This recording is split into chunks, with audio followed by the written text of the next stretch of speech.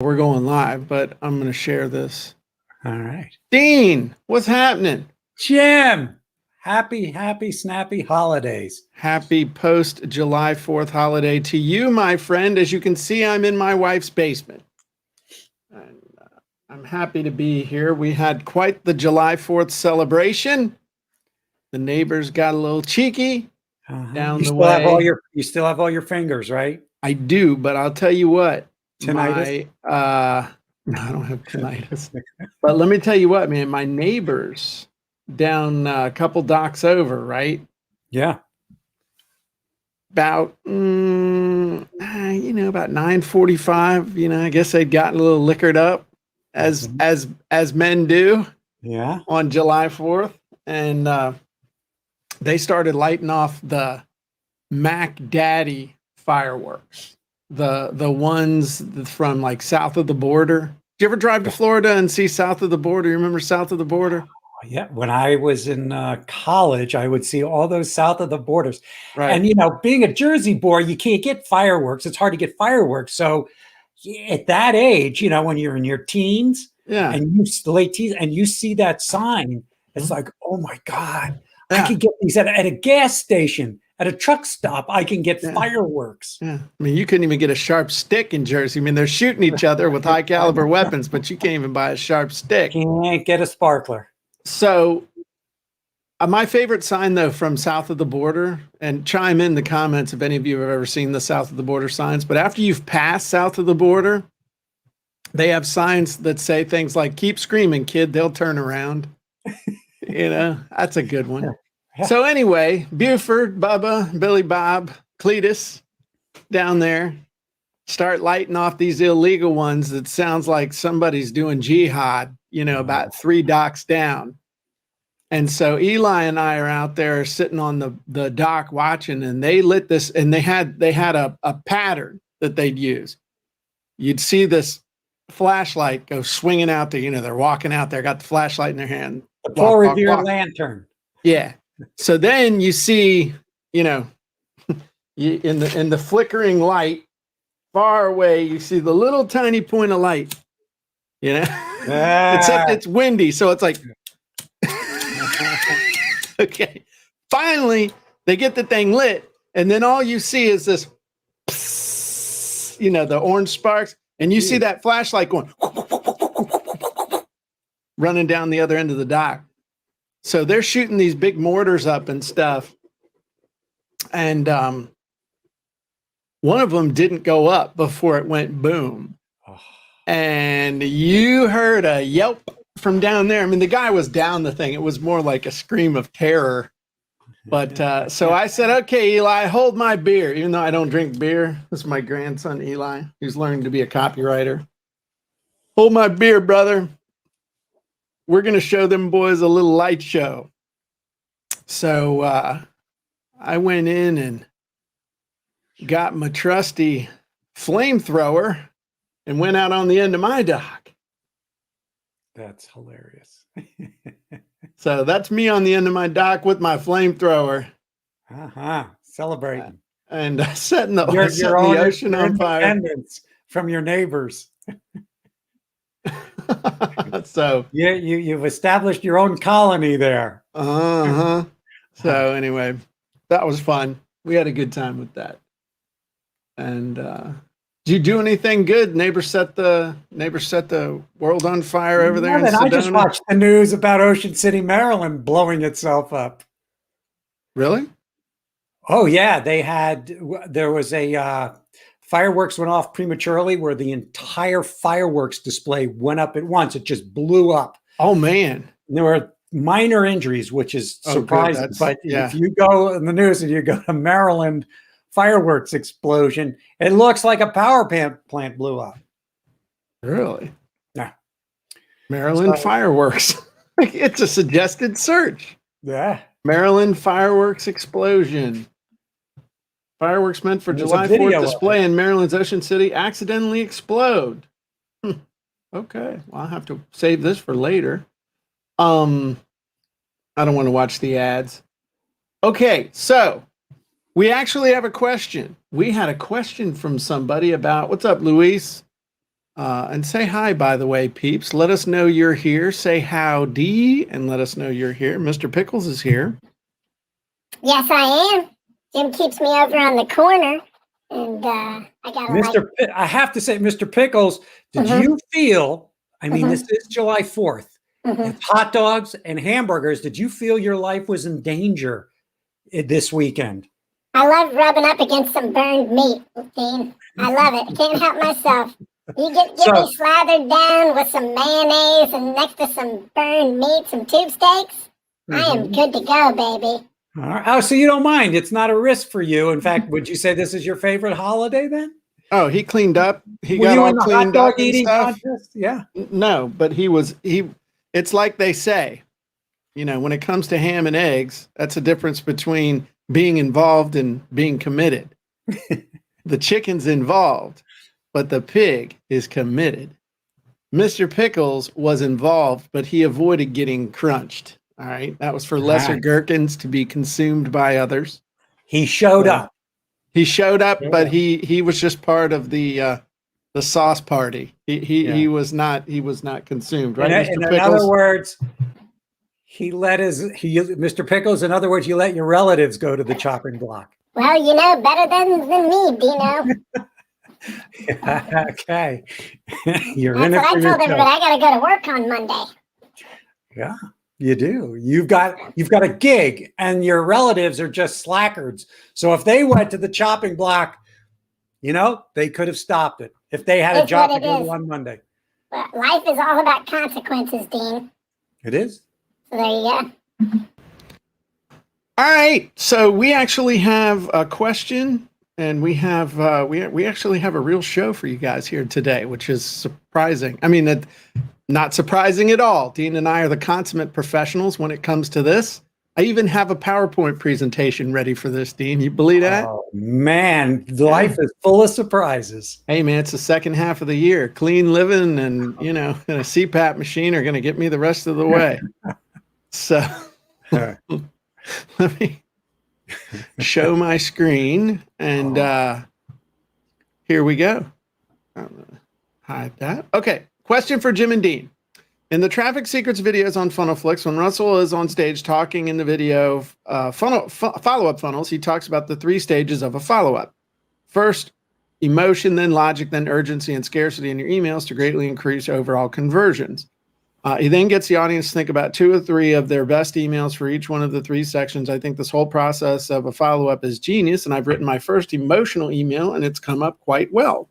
But I'm just a little stuck because I'm not entirely sure on the exact layout of the email, how it needs to be structured, etc. I bought Traffic Secret scripts because I saw something about these 3 phases: emotion, logic, urgency, and scarcity. But when I arrived at the script, I found that they are a teaser script instead of a follow-up. So yeah, a little bit stuck. So the one thing I would say is that actually, a teaser email can be a follow-up email. You can have a whole series of follow-up emails that are basically teasers to get somebody to go somewhere else and to absorb something, which ultimately is the purpose of an email, is to tease somebody into taking the next step.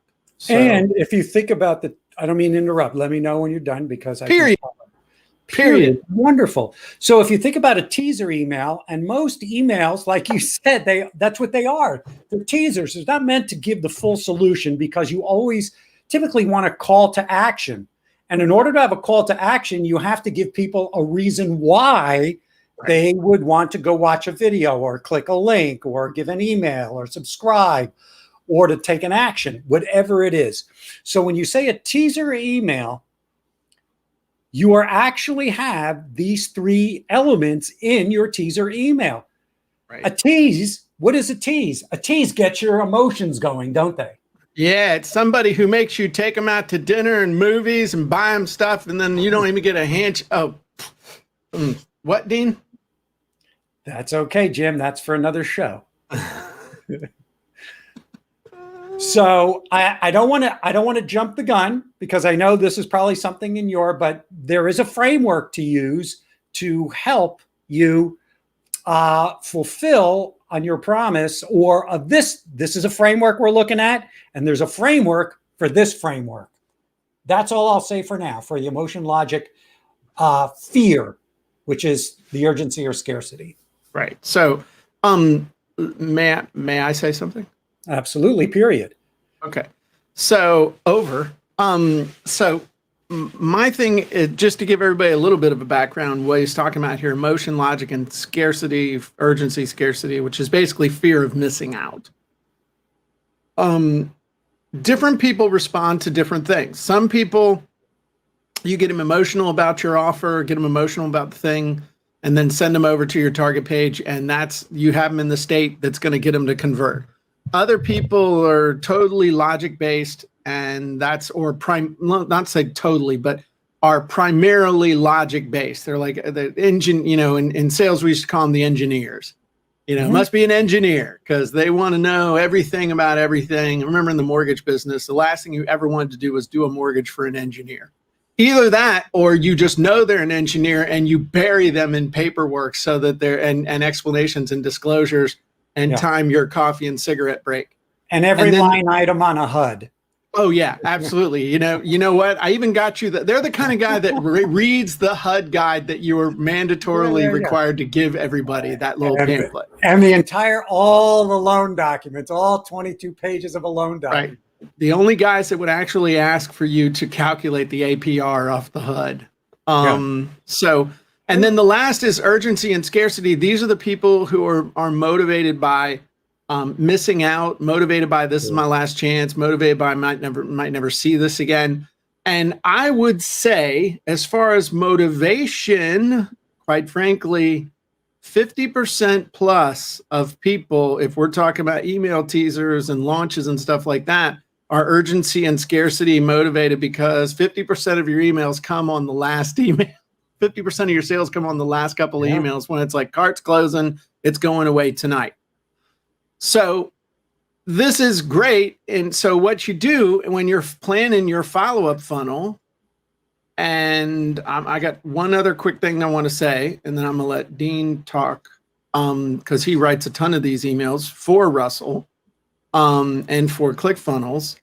But the reason we do this in a follow-up funnel is you don't know which person's going to respond to which. And also, if you're looking at this kind of the sequence of a cart close where, hey, we just did this webinar and, we did the webinar on Thursday. And then so Friday, the replay goes out. Saturday, you have the emotion of all the payoff stuff. Sunday, here's the big, here's the big logic of all the cool stuff you're going to get. And then the urgency and scarcity, midnight tonight, Monday or Sunday, this thing's going away. So you want to grab it. I mean, that's an example, but that's like the classic example of emotion, logic, urgency, and scarcity. But when you say, a teaser as opposed to a follow-up email, the only difference I can think of that what you're saying is the length of said email. And every email, Dean, you please contradict me if you disagree, but every email follows this basic this basic pattern, framework. You got a subject line, which is designed to stop people and grab their attention. You have what we call the pre-head or the grabber or whatever you want to call it. It's the thing that people can see in their Gmail that's not part of the actual email itself, but it's designed to be like, oh man, is that what they're going to talk about? So again, these are designed to stop people and hook them, or hook people and stop people. Then you have some sort of story, and story is a very loose term. We're actually going to give people some sort of story, something, there's something. Here's what this is all about: the who, what, where, when, why, and how, the hero's journey, the epiphany bridge, the update, the cool news, whatever it is. It's all the story. And then you have the offer, which in most times is simply a link, or, well, ultimately the offer is, here's your big payoff based on this, and then here's a link to find out more. And the only difference, I think, between what you're calling a teaser and a follow-up is ultimately going to be the length of the story, how much information you're going to give. So this is the structure. I mean, this is a structure I've been using for forever. So Dean, period. What are your thoughts? Period. So go ahead, period. When I hear teaser, my head goes to, and again, this all has to do with the nomenclature that we use, right? What is it? So you can write a teaser to say, oh, look what's coming. Here's what's coming. Like if you've got a product launch coming up or you're about to release something, that can be a teaser to something that is coming before the actual event is happening. It could be a singular event. It could be a big event.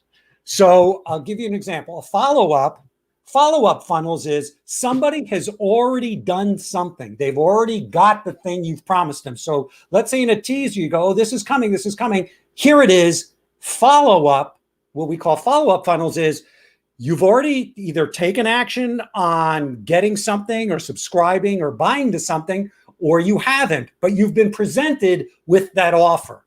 And the follow-up takes it from that point on. Does that make sense? So Yes. You've got the teaser before, you've got the thing or the offer that you're driving them to, and then the follow-up are the emails after. And you're still going to be using the same frameworks in each of these emails. You're going to be using emotion, logic, fear. You're going to be using the framework that's around that, they're interchangeable. What Jim just described here is hook, story, offer. You have emotion, logic, fear, emotion, logic, urgency, scarcity inside the hook, story, and offer. So let me clarify this. So your subject line and pre-head, that's a hook. In order to get people to open up that email, that hook has to have emotion. It has to be emotional. Inside the email, you're going to have your story. Now, stories are typically emotional, but they also have to have some logic to it, because in a story, there's a sequence of events that happens. That's logical. There has to be a logical sequence of events inside of a story. And then when you get to the transition to the offer or the pitch or the call to action, that's where you infuse urgency or scarcity. This is only going to be available for X amount of time. Act on this now, because if you do, I've got something to give you. This is only available for so much time. We only have so many available. I need your help now. I can give an example because I just did, it was what's called a one-off email. It could be called a teaser email as well. So this has to do with ClickFunnels. Russell is relaunching his YouTube channel. He's kind of let it go by the wayside with all the other things that he's providing his list and his customers and clients for the past year or so. So he wants to relaunch his YouTube channel. So the hook was that we wrote in the and the thing is, it didn't even come out and say it. I said, I need your help. Now, if you read an email from Russell or someone you respect and you say something like, I could use your help or I need your help, you're going to go, oh my gosh, who am I? Russell's asking for me, for my help? Fantastic. He needs my help, Dean. What's that? He needs my help. Everybody needs help with their pickles. Everybody needs Mr. Pickles' help. That's right. Because you are a wise sage. You're the Yoda of gherkins. They're both green and they both have magical powers. They do. Just saying. So then I told a little story about hey, I dropped the ball. I'm not really good at YouTube and I could use your help. Told a little story about that. And then the urgency and the scarcity was, here's what I need your help. I'm relaunching my YouTube channel. Here's what I could use your help with. I need suggestions from you of what kind of videos and content that you would want to see where I can help you with funnels, with business, with if it's is it with do you need help with traffic? Do you need help with building your funnels? Do you need help with creating an offer?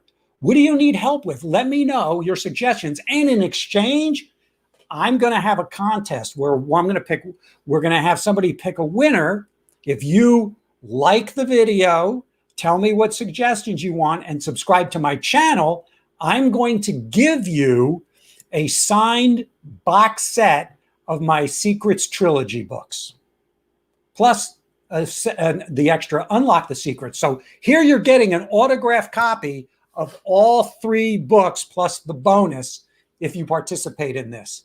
That's urgency and scarcity, because this is going to go till this date. Help me out here. Thank you in advance. Well, there you go.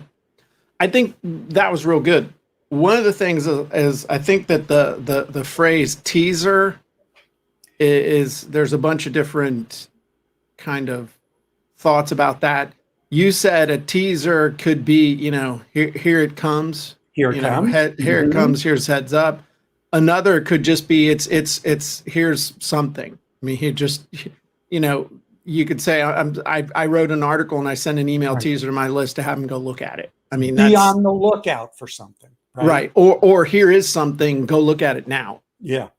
Future or now or hey, it's getting ready to go away. I think another way to look at this also is one thing that you can do is use, if you want to kind of build some emotion, some urgency and scarcity into your call to action. One of the things you can do inside the Jim Edwards method, we have the stealth close. And so that's a great way to throw some urgency in there without being disingenuous. Like you can, urgency and scarcity can come from an emotional angle, as opposed to just, hey, there's only 3 of these, or I'm only going to leave this up for the next 17 and a half minutes. But, by the way, if you really want to be able to fill your webinars and make a huge difference in your life and the life of your family and your customers, then you need to check out this webinar. Then make sure you check out this webinar from fillmywebinarsecrets.com or whatever it is. I mean, it's giving that emotional payoff will create the urgency and scarcity, in some cases better than an artificial deadline. Right. And it's like imagine if you did this now and instead of waiting 30 days from now, because if you do this now in 30 days, you're going to have these results. But if you wait 30 days, you lose those 30 days. Yeah. So what I'm hearing you say is you can use future pacing to do that. You also have a natural deadline. Anytime you have like a holiday sale, Christmas is coming. I mean, that holiday sale's got to end on December 25th. The tax sale ends on April 15th. So there's a natural, now it's what? People milk that crap for months on either side. It's like you have Christmas month. Here's Halloween. Your tax extension. Yeah. Here's your in October, you can do here's your, whatever it is when you pay your taxes in April, but you don't have to file till October. Yeah, then you're quarterly, then you're an S-Corp. Yeah. Here's your quarterly tax thing. So the one thing I also wanted to say was that this emotion and the logic and the scarcity can be employed here individually. So a lot of that's going to depend on the story that you tell.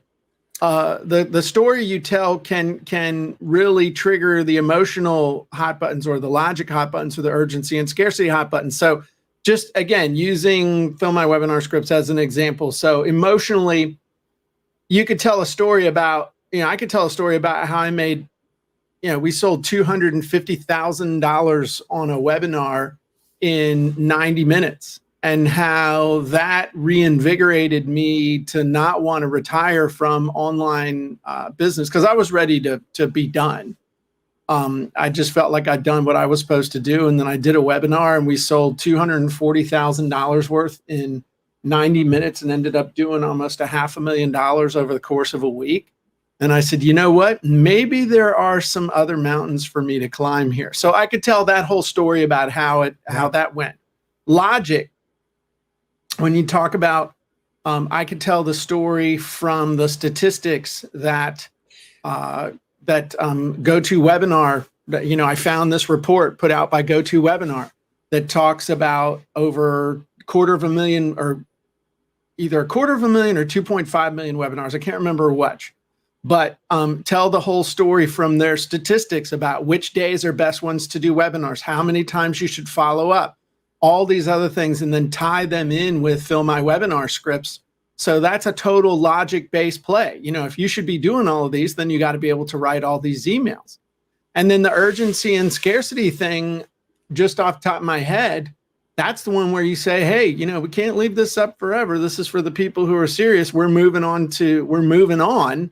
So if you want to get in on this and we're going to start charging for this on a monthly basis, then you really need to take advantage of this now and talk about, maybe tell a story of when I bit the bullet and took advantage of something, and I spent the money on it and it was the best money I ever spent. And so this is that same type of opportunity for you. So again, you can have all of those elements within the actual email itself. You can also have one of those elements be the primary theme or the primary purpose, just depending on what you're doing. Does that make sense? Period. Absolutely. And it's, you know, what's interesting is that the logic really can have an emotional component to it. What do you mean? So here's what I mean. So for the logic, they're going, okay, logic always wants to see facts and numbers. So you could put up some KPIs, key performance indicators of, look at these conversion numbers. You're showing actual numbers. That's logic. However, that logic triggers emotion. Yeah. Right? Or let's take a look at the funnel framework we created for Fill My Webinar scripts. We have we have the entire thing laid out. Do you want me to send that to you and bring it up on the cheat sheet on the thing to show it? Which? I'll show you. The funnel map that we show inside the webinar. That funnel map. I'll pull it up. Pull up that map, funnel map. That is total logic. And yet, when you create the little story around it, all you have to do is, I'll wait till you show it, you create incredible emotion, because that is totally logic-based. Look at that. Here's what you need to do to fill your webinar each and every time. You've got 33 emails here. You've got 1, 2, 3, 4, 5, 6 pages, 7 pages of copy to write. And that's what you see. So this is total logic based.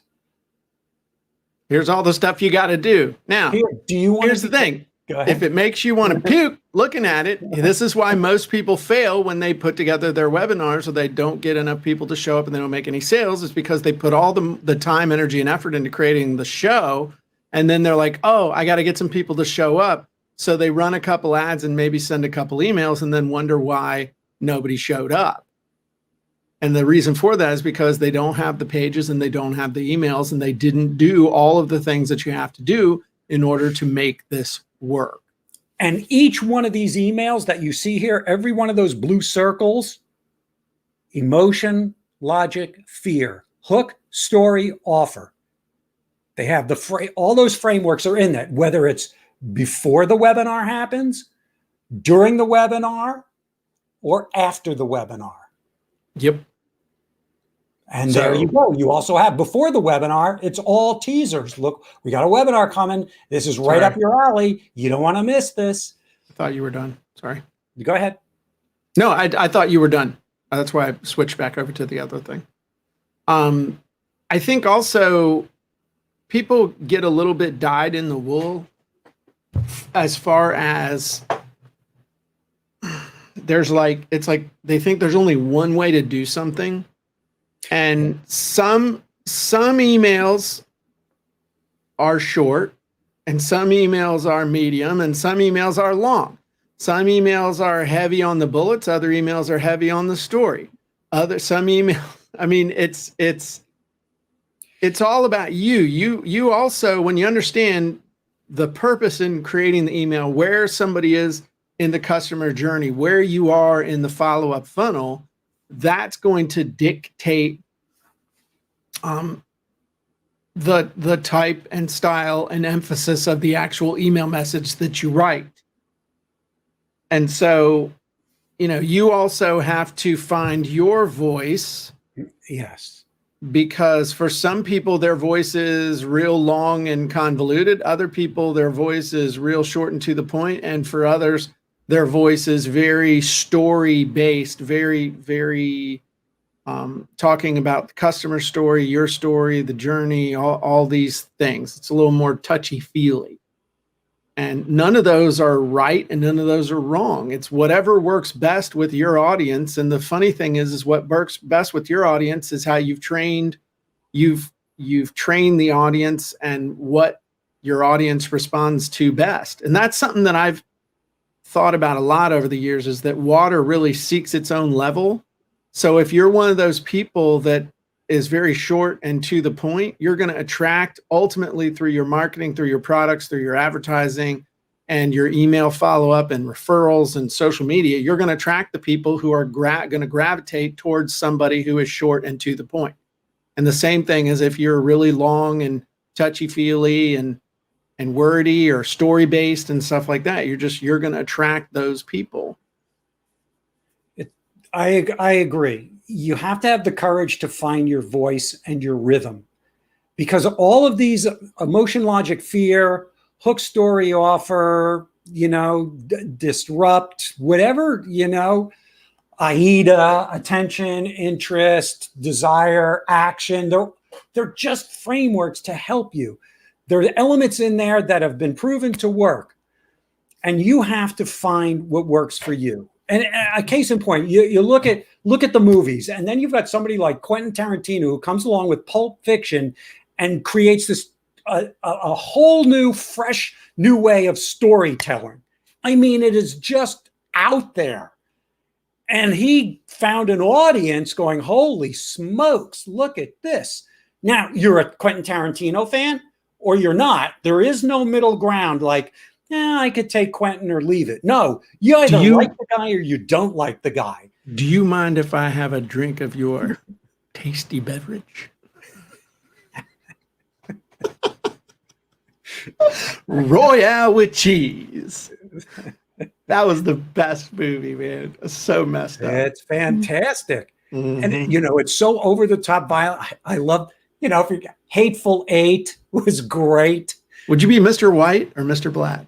Or Mr. Brown, Mr. Pink, Mr. Pink, Mr. Green. Oh man, Michael Madsen was so deviant in that. Doing that movie, stuck in the middle with you. That's a great movie too. Oh, my wife hates him, by the way. Oh yeah, she hates Quentin Tarantino. My wife likes him. Yeah, my wife hates. She'll be in movies. one of those moods where my wife will say, "What do you want to watch?" She goes, "I need to see shit blow up." She just gets in those moods, and we'll go, what do you want to watch? Oh, let's watch a Bourne movie. Let's watch an Avengers. Let's watch Quentin Tarantino, Yeah. We're in the Nazi killing business. Django, and brother, business is booming. Yeah. That's great. Nice. Yeah. That was a great question. It was well articulated, and it's a really good question because we tend to get confused sometimes because we compartmentalize, think, traffic secrets. We got to do emotional, logic, fear. This is a teaser email. This is the follow-up email. And right. It's really understandable because there is so much to this messaging thing. Yeah. One thing that I would show you, some of the stuff also just inside of, when we're talking about follow-up funnels and stuff, not just inside Fill My Webinar Scripts, which is amazing for promoting. We're like Ticketmaster for your webinar. So whatever process you're using to create your webinar, it's like putting on your show. And then Fill My Webinar Scripts creates Ticketmaster. That's how you put the butts in the seats. A couple other things I just wanted to show you real fast inside of Funnel Scripts. We have inside the free, we have some free scripts, a free level email copy generator, which I created. It's a 6-day email sequence for the 5-day lead challenge thing that Russell put on. We have some other a bunch of email scripts in there too.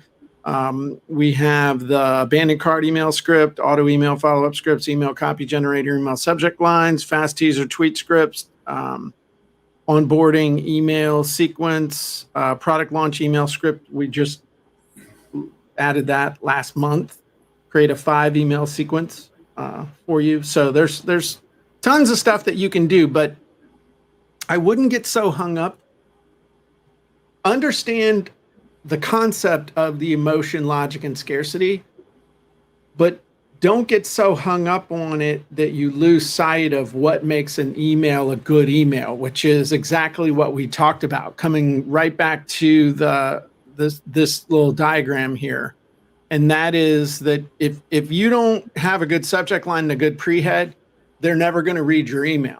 Once they've opened it, you better have a dang good little hook and a good story to pull them in and get them reading. Because if you don't have that, you're not going to get them down to the call to action. And if your call to action doesn't flow from the subject line, the pre-head, and the story all the way through to a logical next step to invite them to take the next step, which, by the way, not even talking about when they click on that, the next page they go to sure better make sense when they show up there. But that's a whole nother show. We could do a show on that.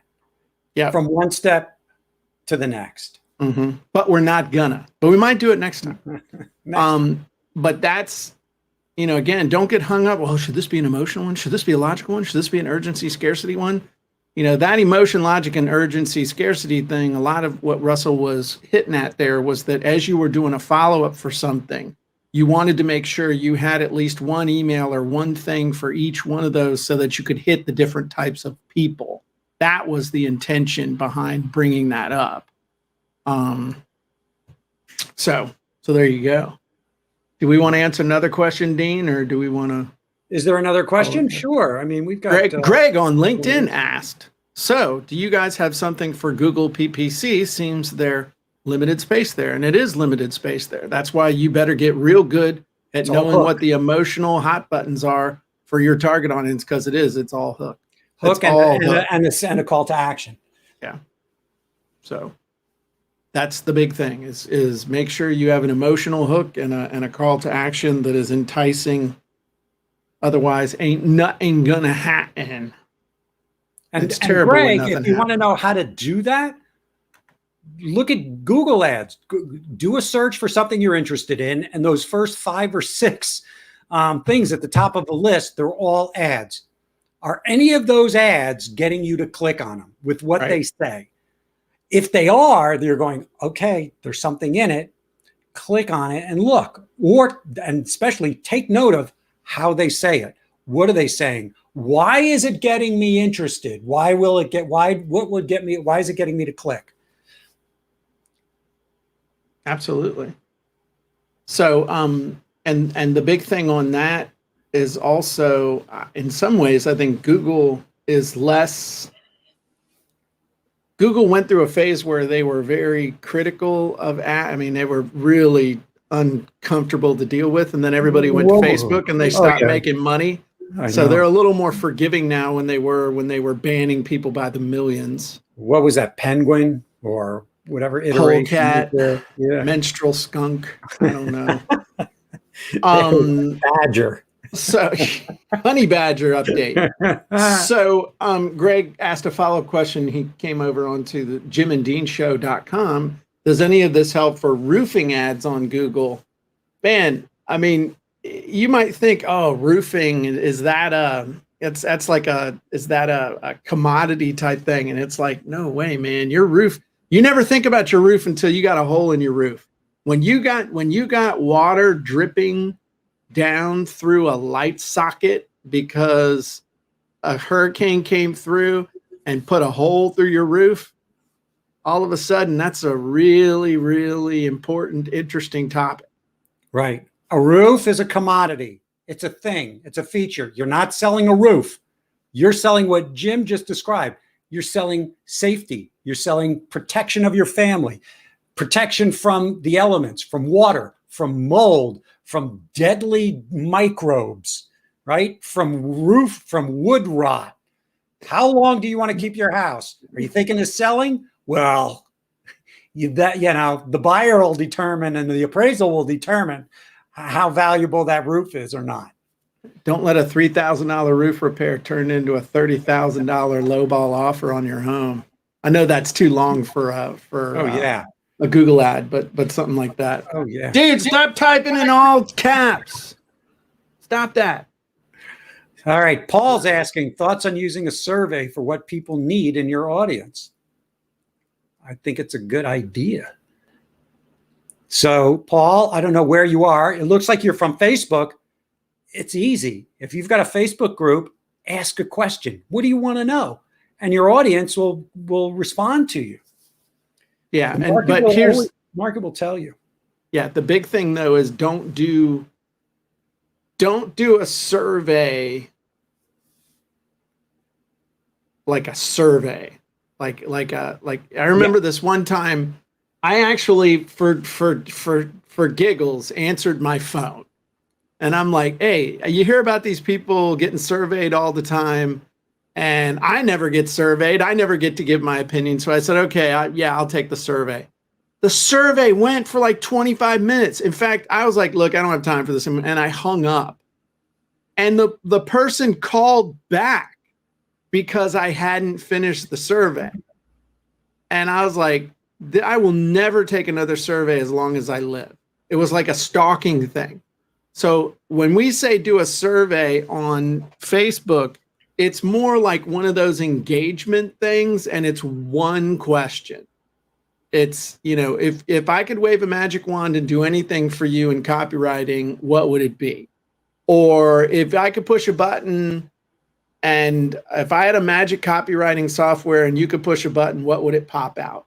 Or I'm just making stuff up. But I mean, that's the kind of thing that you want to ask, because otherwise nobody's going to answer. And it's got to be fun, period. When it comes to replacing the roof on your house, what's your number one biggest challenge? The money. Yeah. How long? Do I have 30-year shingles or 20-year shingles? Yeah. Am I south facing? Should I get solar panels? Wow, you put some thought into this, Dean. I was just pissed off because I had a hole in my roof. And you're we had our roof replaced about 6 months ago. And they did it. Our roof was our entire roof. All the old shingles taken off, new one put on, took 6 hours. Yeah. If they know what they're doing and got a crew. Yeah. Oh, absolutely. Man. It was so. And the thing is, we rented a hotel room right down the block for the day. Just thought, let's get out of the house. We don't want to hear knocking and cranking and all of that stuff. We got a room, and I thought we might have been there overnight. No, we got a call. They showed up at 8, and at 3:30, we said, we're done. We went, holy mackerel. I love this. Well, there you go. Paul asked, by the way, either of you thinking of going to podcast movement? Nope. I'm not. I'm not thinking about really going anywhere, honestly. We're going to, I got invited to speak in Florida, and they're going to pay me. They're going to pay me to come keynote. Where? What's the event? I can't tell you right now. Okay. But it's a healthy 5-figure sum. And I told them no, but I'll do it virtually. So I'm going to speak virtually from right here in my wife's basement. And it's not because I didn't want to go. It's just because I can't go. I mean, it doesn't make sense. I can't do it. I'd actually really, really like to, but I can't. So I said I can't, which I think shocked them. But I explained what was going on, and they're like, okay, so we'll do it virtually. I don't even know why we went off on that tangent. Yeah. But I am going to go to Boise, looks like. You got off next because we asked the podcast movement. You said, I'm not going anywhere. Yeah. And then we got Funnel Hacking Live in September. That's a lot of traveling. So last thing Greg said, my Facebook guy told me to make videos. Absolutely. Video can be one of the most powerful things that you can do to actually get people to take action. But the funny thing is, your videos are all going to follow hook, story, offer. everything follows hook, story, offer. I wish I had thought of that before Russell came up with it, but it's true. Everything falls into hook, story, offer. Absolutely, especially if you're trying to get somebody to fill out a form or an application, having a video with the form can massively increase your conversion rate. Not always, but it can massively increase your conversion rate. Yeah. And one of the best hooks you can do, if you say, oh, I can't think of a good hook, ask a question. Right. The question's the hook. Do you want to know how to fill your webinar? Are you tired of giving webinars and nobody shows up? Would you like to double, triple, or even 10x your show ups, sign-ups, and sales from your next webinar? Well, hell yeah, I would, Dean. Yeah. Well, there you go. All right. Well, I appreciate everybody being here. I think that was it. I think that's all we've got for you guys today. If you all have any other questions or thoughts, big shout out to who's the person that asked this question? Sorry, who asked this question? I sent you the thing. Oh, here we go. It was Kai. All right, Kai asked the question. So there you go. So thank you, Kai, for asking that question. Always great. And so that's it. Everybody have a great day. And if you need to learn how to write some good copy, head on over to copywritingsecrets.com. Get a free copy of my book. Dean, we hit #1 bestseller in e-commerce today on Amazon. Nice. For no reason. I don't even know why. I mean, I looked at it for grins, and we were #1. I was like, damn. Nice. And congrats. If you don't want to read my book and write it yourself, obviously you're going to have to get good copy from somewhere. You can hire Dean. Maybe he's pretty busy and he ain't cheap. But if you think you have what it takes to hire Dean Edelson, how can they get a hold of you, Dean? Fly me to your house. Fly me to the moon. Yeah. They get One Big Idea Marketing at Gmail. One Big Idea Marketing at Gmail, and that's the letter 1, right? Letter 1. Letter Just like 1. you. You're shaped. Mm-hmm. Pickle shape. I'm shaped like a 1. You are. You're a big thumb one. All right, cool. All right. All right, everybody have a great day, and we will see you next time. Bye-bye, everybody.